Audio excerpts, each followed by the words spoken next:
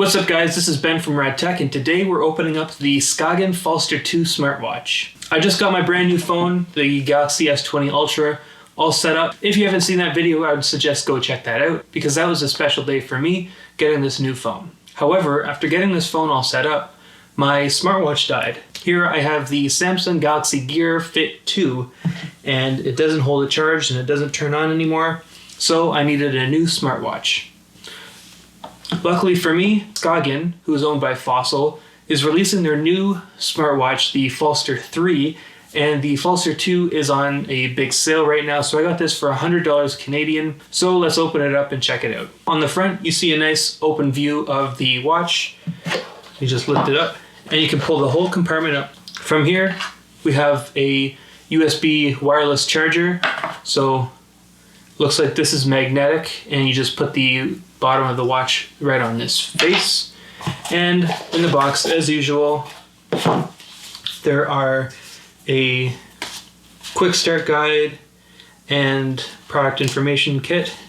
And then all that's left is the watch itself. So to get it apart, you just separate these two, and we can put that back in the box, along with the information that I don't need to read. Next up, we peel off the top and peel off the bottom. This sticker on the bottom covers up the heart rate sensor on the bottom. And we'll open it up, and here we have it.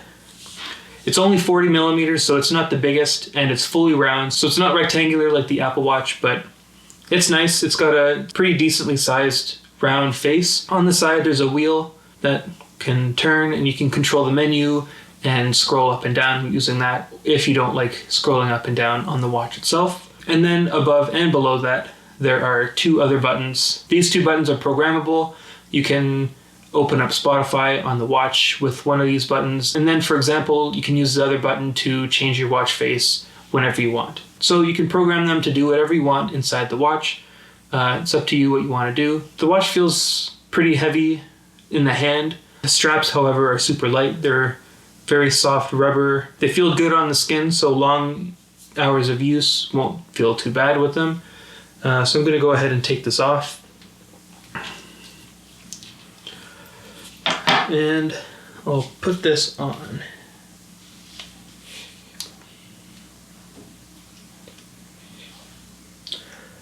One annoying thing I don't like about this watch is the amount of grooves on the inside of the strap. These grooves often get caught on the clip of the watch. When you're trying to put the clip through the hole, it usually snags on one of these grooves, and so you kind of have to jiggle around a little bit too much effort for what should be quite a simple task, and what has been a simple task for many, many years of watches. So this is how it looks. It's not the biggest watch, but it's also not the smallest. It fits pretty well. It doesn't look out of place. It doesn't look too manly or too feminine. It's kind of right in the middle, so I'd say it's fairly unisex by how it looks and obviously how it works. So I've already gone ahead and paired it so you can turn it on.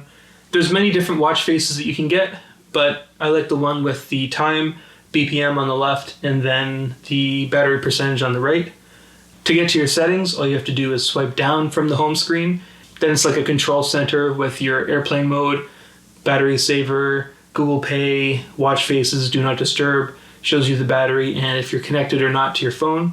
And then there's the settings cog icon on the top, which brings you into your more deeper settings of the watch. To get back, you just press the center scroll wheel button, and that brings you back home. From the home screen, you can press this button again, and that'll bring up a scrolling list of all the apps you have installed on the watch. This is a good example of where you might want to use the scroll wheel on the side to go through all of them. Back at the home screen, if you swipe up, this is where you get all your notifications. If you have a message, you can actually pull it up and respond with a full QWERTY keyboard on this watch. Or another cool thing about this watch is that if you select to respond with an emoji, you can actually draw in with your finger on the watch what the emoji looks like, and it'll try and guess an emoji of what you tried to draw. So sometimes it doesn't work if you're not a great artist, so don't feel too bad because it's technology.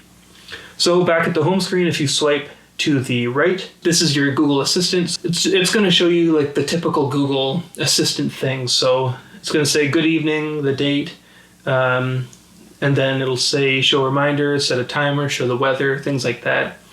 And then from there you can actually tap on the mic and, hey Google.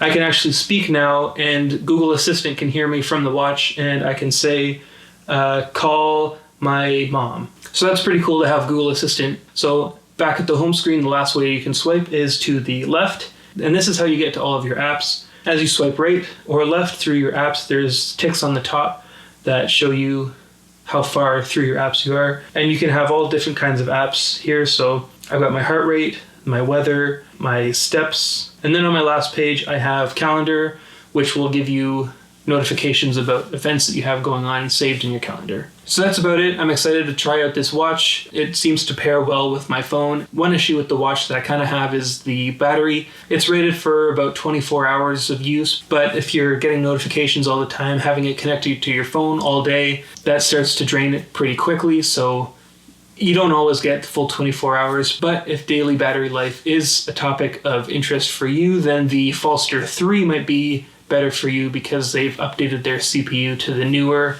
chipset, which is better for battery life. But for only $100, this is a great watch. I'll link it down in the description. So far, I really only have good things to say about it, so I'd recommend getting it while it's on a big sale because of the newer version coming out.